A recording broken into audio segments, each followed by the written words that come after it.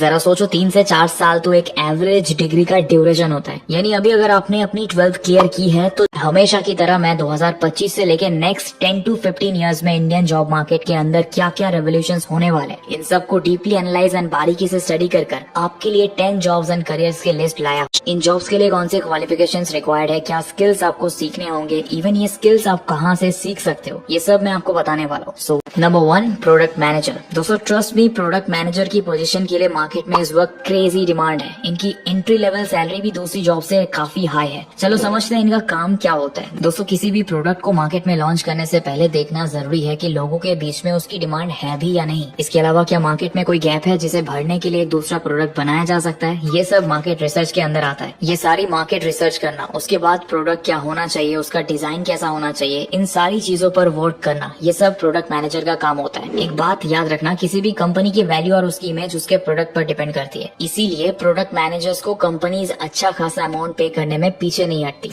As an entry level project manager आप अपनी salary 10 to 15 lakhs per annum expect कर सकते हो। मिड लेवल रोल्स के लिए 25 to 30 lakhs per annum and कुछ सालों के एक्सपीरियंस के बाद हाई लेवल रोल्स के लिए 30 to 50 lakhs पर एनम या उससे भी ज्यादा। प्रोडक्ट मैनेजर बनने के लिए आपके पास marketing, business management, supply chain, finance, computer science, economics, इनमें से किसी एक में बैचलर्स डिग्री होनी चाहिए। मास्टर्स होना जरूरी नहीं है, मगर प्रोडक्ट डिजाइनिंग में मास्टर्स डिग्री होना डेफिनेटली आपको हायर सैलरी वाले पोजीशंस जल्दी दिला देगा। एंड डोंट वरी, नेक्स्ट 10 से 15 सालों में एआई इस फील्ड को टच भी नहीं करने वाला है। Number 2, UI UX designer. Graphic designers के लिए नेक्स्ट कुछ साल मुश्किल होने वाले हैं। एज जिस स्पीड से एआई इवॉल्व हो रहा है, आप चाहो तो एक प्रॉम्प्ट देके एआई से हजारों डिजाइन सेकंड्स में तैयार करवा सकते हो। ये देखकर ऐसा जरूर लगता है कि ग्राफिक डिजाइनर्स की जॉब खतरे में है, मगर डिजाइनिंग में एक स्पेस है जिसे एआई का रिप्लेस कर पाना मुश्किल है एंड इसकी हर कंपनी को डिमांड है। UI UX designer. जब आप किसी गवर्नमेंट वेबसाइट पर जाते हो तो देखा है वो कितनी बोरिंग एंड डल सी दिखती है।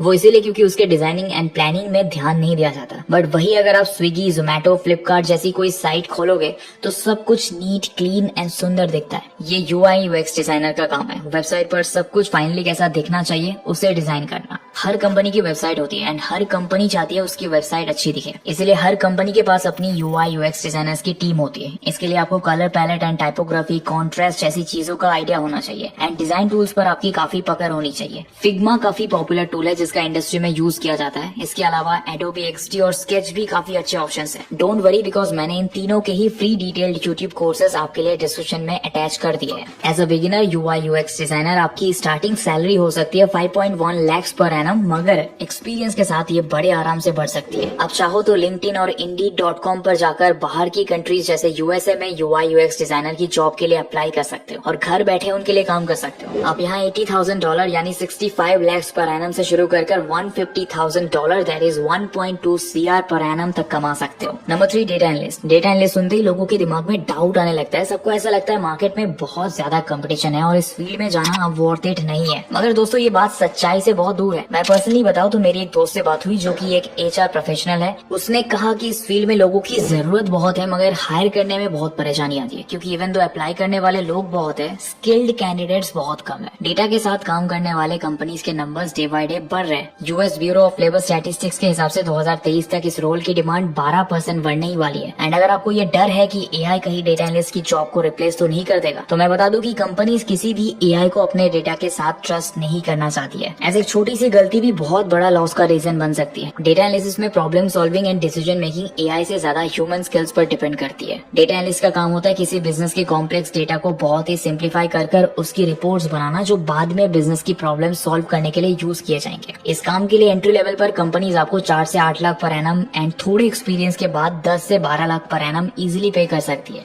नंबर 4, साइबर सिक्योरिटी एक्सपर्ट और एथिकल हैकर। 2022 में इंडिया में 13 लाख साइबर अटैक्स हुए हैं एंड साइबर अटैक के मामले में हमारा देश पूरी दुनिया में नंबर 1 रहा है। ये सब इसीलिए हुआ है क्योंकि हमारे देश में साइबर सिक्योरिटी प्रोफेशनल्स की कमी है। Data security council of India के मुताबिक साइबर अटैक्स को रोकने के लिए इस टाइम इंडस्ट्री को 65,000 प्रोफेशनल साइबर एक्सपर्ट्स की अर्जेंट नीड है, पर लैक ऑफ अवेयरनेस की वजह से स्टूडेंट्स को इस फील्ड के बारे में पता ही नहीं है। 2027 तक Indian cyber security industry around $3.5 billion की हो जाएगी। की। सैलरी की बात की जाए तो इस इंडस्ट्री में एंट्री लेवल में एवरेज सैलरी पैकेज 3 से 6 लाख पर एनम है और वही मिड और सीनियर लेवल पर जॉब पैकेज 50 to 80 लाख का है। साइबर सिक्योरिटी एक टेक जॉब है जिसमें coding, machine learning, computer language जैसे स्किल्स इन्वॉल्व है। इसीलिए इस फील्ड में भी एंट्री ऐसे लोग कर सकते हैं जो कंप्यूटर साइंस या फिर IT से रिलेटेड किसी कोर्स से ग्रेजुएट हो। आपको एक फ्री यूट्यूब कोर्स भी इस वीडियो के डिस्क्रिप्शन में मिल जाएगा, जहां इवन अगर आपको इस फील्ड के बारे में कोई अवेयरनेस या नॉलेज नहीं था तो उसे करने के बाद आप साइबर सिक्योरिटी या एथिकल हैकिंग के एक्सपर्ट बन जाओगे। Number 5, digital marketer. Digital marketing industry हर साल 25 से 30% की ग्रोथ पर है। इंडिया में 2022 में 759 million active internet users record हुए हैं सिर्फ इंडिया में, which is 52% of the population. इसमें आपको टेक सेवी होने की जरूरत नहीं है, आपको बस बेसिक अंडरस्टैंडिंग चाहिए डेटा एनालिसिस करने की, website analytics and digital tools and platforms को थोड़ा समझना होगा। डिजिटल मार्केटर के स्किल सेट में टेक्निकल स्किल्स एंड क्रिएटिविटी का मिक्स जरूरी है। आज दुनिया की सभी कंपनी अपने ऑनलाइन ऑडियंस एंड कस्टमर से मैक्सिमाइज बिजनेस ड्राइव कर रही है। इसमें कॉम्प्लेक्स इंटेलिजेंस की जरूरत होती है जिससे किसी भी कंपनी के बिजनेस गोल्स अचीव कर पाओ, और इसीलिए AI टूल्स पर डिजिटल मार्केटिंग के लिए रिलाई नहीं किया जा सकता है, यानी ह्यूमन डिजिटल मार्केटर्स की डिमांड बढ़ती ही रहेगी। Number 6, cloud computing professional. IDC के सर्वे के अकॉर्डिंग इंडियन ऑर्गेनाइजेशंस में क्लाउड कंप्यूटिंग का डिमांड 64% इंक्रीज होने वाली है। काफी companies cloud computing technologies implement कर रही है। स्पेशली पैंडेमिक के बाद से इसकी डिमांड में और स्टेडी इंक्रीज देखा गया है, क्योंकि इस टेक्नोलॉजी से कंपनीज को ऑपरेशनल कॉस्ट कम करने में और एफिशिएंसी बढ़ाने में काफी हेल्प मिलती है, एंड इसीलिए अगले एटलीस्ट 10 साल तक इसकी डिमांड बहुत हाई है। क्लाउड कंप्यूटिंग प्रोफेशनल्स को इन कुछ एरियाज में एक्सपर्टीज होना हेल्पफुल होता है, जैसे Linux, database skills, DevOps, networking, programming, इन सब की नॉलेज एक क्लाउड कंप्यूटिंग इंजीनियर को होनी चाहिए। एक्सपर्ट्स का कहना है AI risk and threats identification और क्लाउड रिसोर्सेज यूज करने में हेल्प करेगा, मगर इस फील्ड में अल्टीमेट डिसीजन लेने में AI पर रिलाई नहीं किया जा सकता। Number 7, business analyst. Business analyst का काम सिर्फ कंपनी के लिए डेटा कलेक्ट और स्ट्रेटेजी बनाना नहीं होता है, बल्कि ओवरऑल बिजनेस को राइट ट्रैक पर लाकर रेवेन्यू इंक्रीज करना,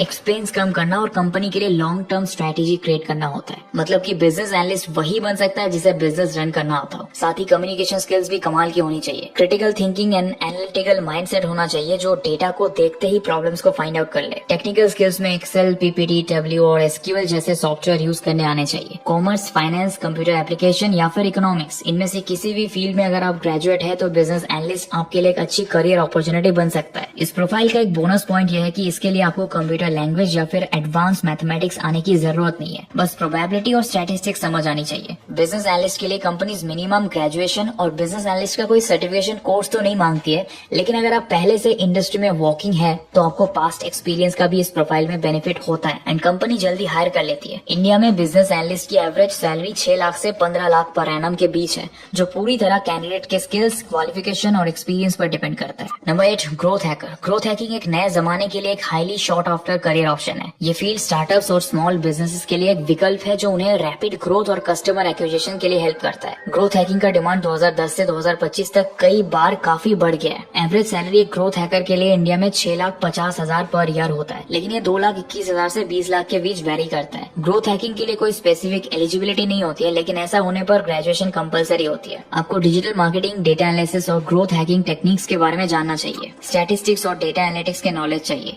SEO, content marketing, viral marketing और प्रोडक्ट ऑप्टिमाइजेशन के नॉलेज चाहिए। Number 9, data scientist. Data scientist की डिमांड ग्लोबली बढ़ रही है। इंडिया में डेटा साइंटिस्ट के लिए जॉब मार्केट सिग्निफिकेंटली ग्रो करने की उम्मीद है, with an estimated 11 lakh job openings by 2026। India में एक डेटा साइंटिस्ट का एवरेज सैलरी लगभग 10 लाख पर ईयर है, जहां एंट्री लेवल पोजीशंस लगभग 4 से 5 लाख पर एनम से शुरू होते हैं और experience professionals 32 lakh per annum तक कमा सकते हैं। एक डेटा साइंटिस्ट बनने के लिए कंप्यूटर साइंस, स्टैटिस्टिक्स, मैथमेटिक्स या रिलेटेड डिसिप्लिन्स में स्ट्रॉन्ग एजुकेशनल बैकग्राउंड होना जरूरी है। मोस्ट पोजीशंस के लिए कम से कम एक बैचलर्स डिग्री रिक्वायर्ड होती है, जबकि कई लोग मास्टर्स डिग्री या हायर प्रेफर्ड करते हैं। रेलिवेंट स्किल्स में प्रोफिशिएंसी इन प्रोग्रामिंग लैंग्वेजेस जैसे पाइथन और R, data visualisation tools, machine learning और स्टैटिस्टिकल एनालिसिस शामिल है। इंडिया में एक डेटा साइंटिस्ट का average salary 10 lakh per year है, जो एक्सपीरियंस, स्किल्स और लोकेशन के आधार पर वेरी कर सकती है। टॉप पेइंग कंपनीज जैसे Amazon, Deloitte और Microsoft कम्पिटिटिव पैकेजेस ऑफर करते हैं, जहां सैलरीज 25 लाख से 45 लाख पर एनम तक हो सकती है। Number 10, technical writer. Technical writers के लिए जॉब मार्केट इंडिया में भी बढ़ रही है। एवरेज सैलरी एक टेक्निकल राइटर के लिए लगभग 6 लाख पर एनम है, जहां एंट्री लेवल पोजीशंस लगभग 3 लाख पर एनम से शुरू होते हैं